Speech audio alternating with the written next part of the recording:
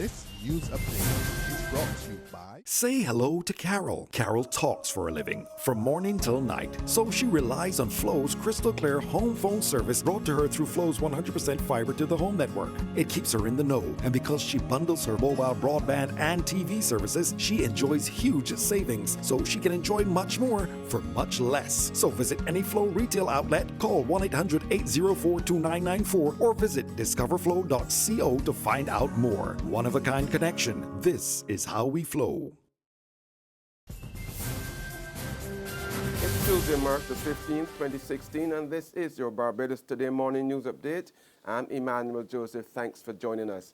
In our top story, Outspoken Combermere School teacher Reverend Charles Morris has denied breaking any laws after being charged by the Ministry of Education with misconduct. The ministry has sent Morris a letter telling him he has to appear before a disciplinary panel on March the 22nd.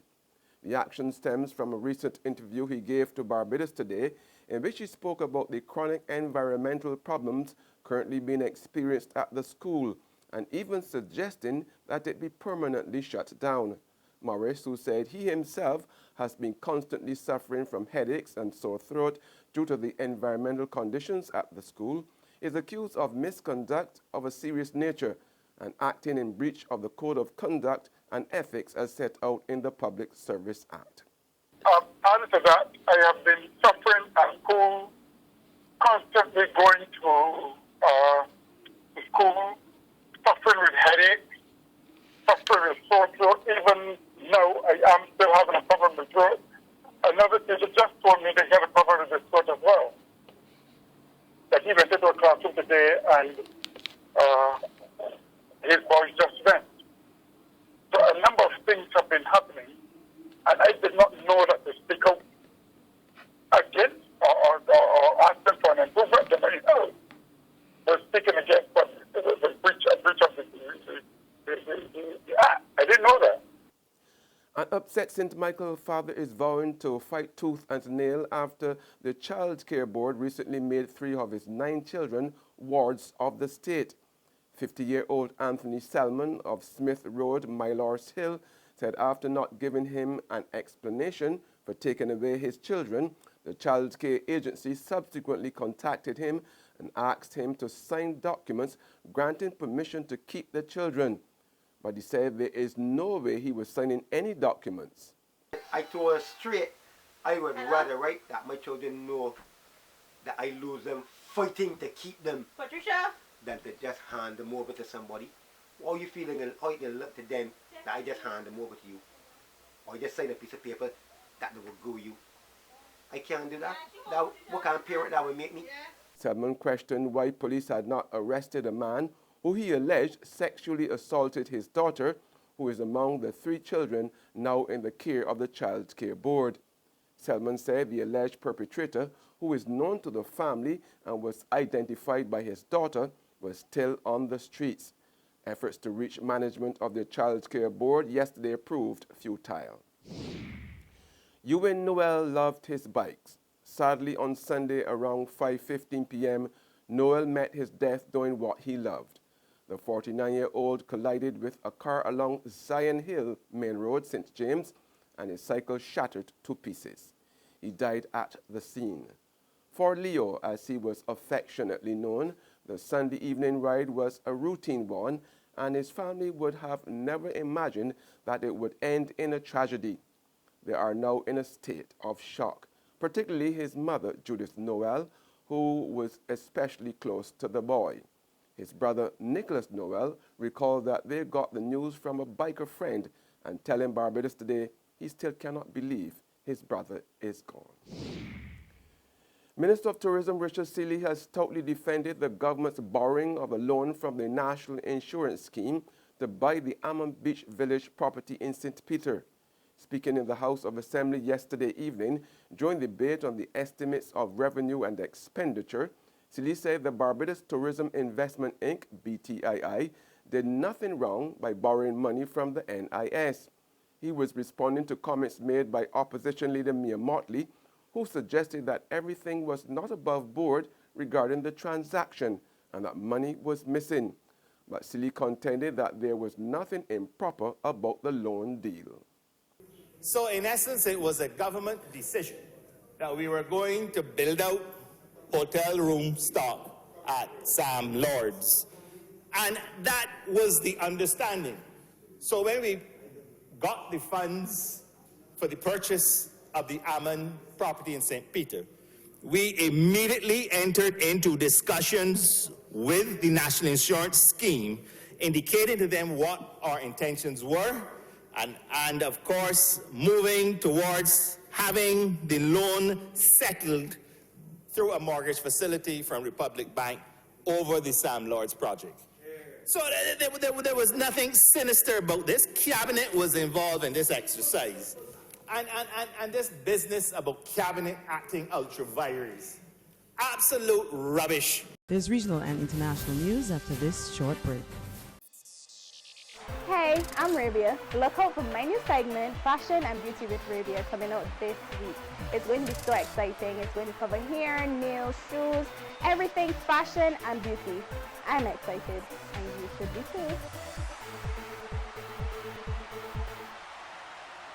Secure your future, be financially strong. Since 1983, we have been there for you. A smart range of products, great tax benefits.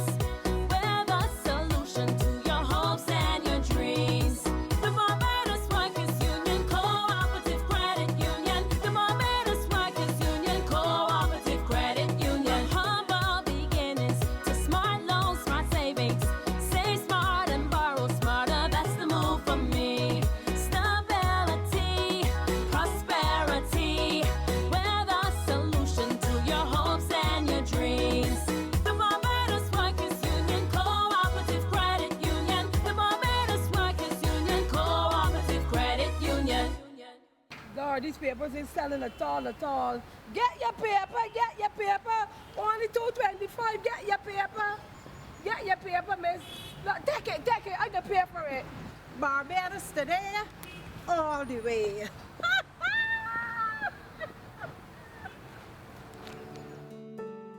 Barbados Today. News you can trust.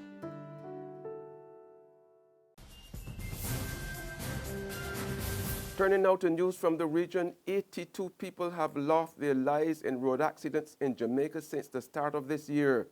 The National Road Safety Council said this is 5 more than the 77 people who died in road crashes for the same period in 2015. In 2014, 64 people died in road collisions over the period.